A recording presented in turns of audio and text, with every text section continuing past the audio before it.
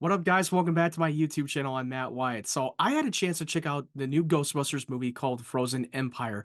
You're following the Spengler family who returns to New York, and now they're the new Ghostbusters coming to town and saving the day and hunting down ghosts until there's an ancient artifact that unleashes an evil force in the world, and now they're going to have to protect their home from a second ice age.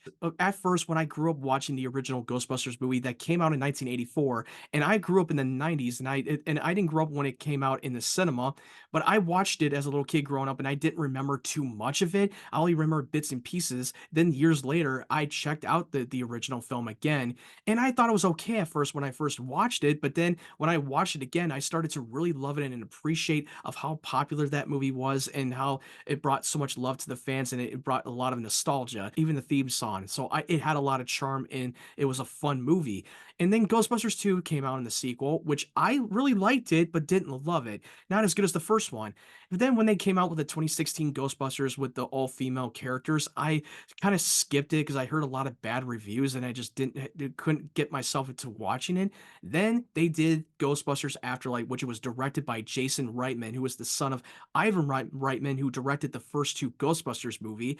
And after watching Afterlife, I freaking loved it instantly after watching that film in the cinema. And I grew to love the new characters. It was so great to bring the nostalgia back, but it wasn't too forced. It still felt like it was its own thing at the same time, and I grew to love the new characters.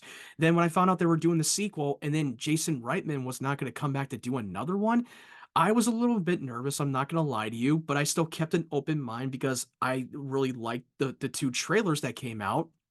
And you were actually going to bring back with the new characters, but you're also bringing back the legacy characters that are going to be more present this time around and not at the last minute.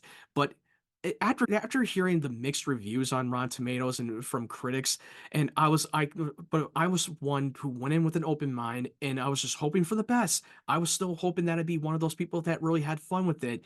But then after coming out of this movie, I'm not gonna lie, it was kind of a waste of time. Now, I'm not saying that this movie is one of the worst movies they have ever made. It's not on the Madam Web level quality. It still has its moments. I still enjoyed spending time with Phoebe, who is the youngest of the Spengler family.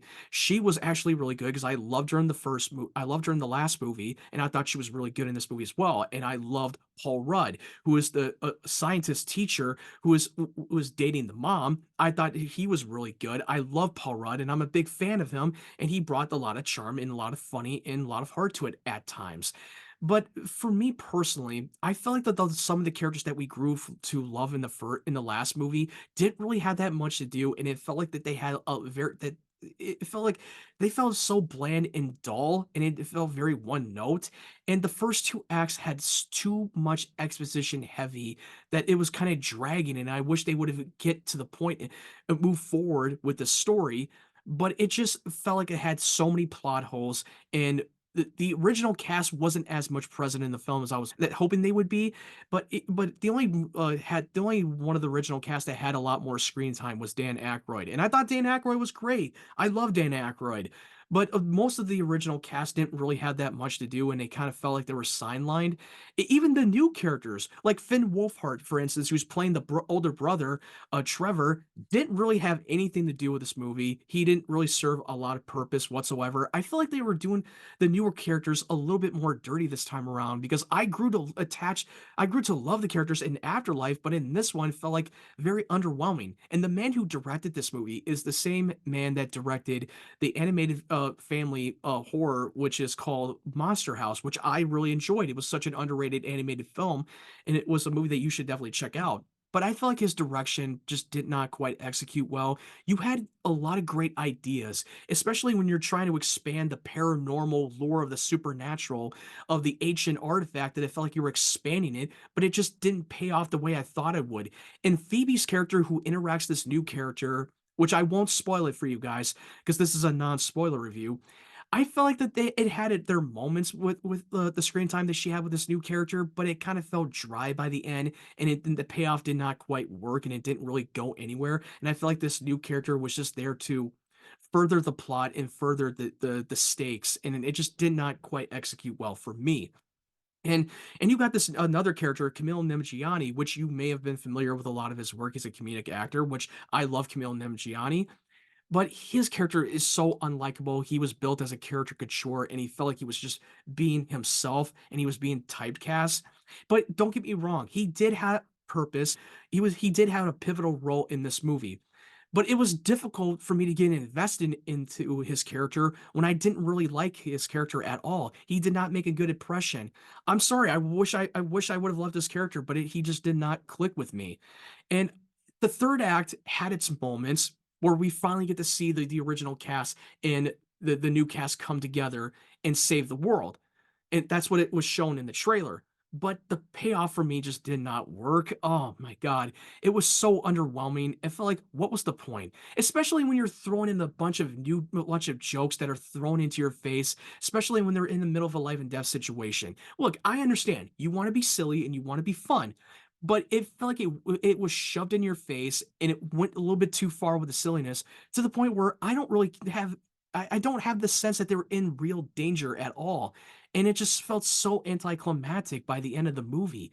It was kind of a 2 hours of my life that it kind of felt like it was a little bit wasted. Now, look, don't get me wrong. It did have its moments. There were some redeemable qualities that I did appreciate. I did appreciate some of the family dynamic between Phoebe and Paul Rudd's character and the mom, even though the mom just didn't really have that much to do because she felt very one note at times. And I wish they would have done more. I just wish that this movie had a little bit more weight and a little bit more heart like they did in Afterlife. I wish they would have still captured that spirit of it. Now look, and also the film kind of relied a little bit too much of memorabilia of nostalgia that felt like, hey, do you remember this scene? Do you remember that scene? It just felt like it had a little too much of a throwback to me. Overall, I thought it was a mid film. It's not a movie that I would watch again, and I felt like after watching at Frozen Empire, I kind of felt like that the franchise should just let it be put to rest. I mean, maybe, or maybe it's just because they just did not execute well as I was hoping for, and I wish they would have done better. And I don't know how much money this is going to make at the box office. Would I recommend checking out this movie? Personally, I'm going to say no, because I don't think it's going to be a time that is worth, I don't think this movie is going to be worth your time if you're someone who's a fan.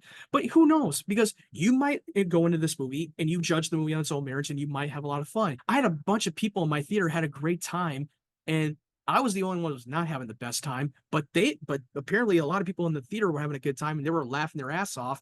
So who knows? You might be one of them. And I hope you guys go out and see it and enjoy it. Would I recommend seeing it? No. I feel like after watching Ghostbusters Afterlife, I feel like that the franchise ended where it should have been, in my opinion.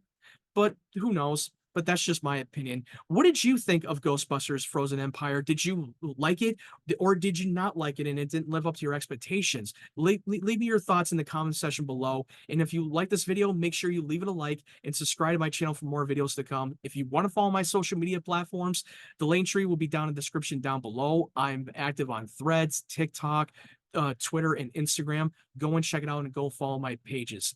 I hope you guys have a great day, great evening, wherever you're from. I hope you guys stay safe and take care.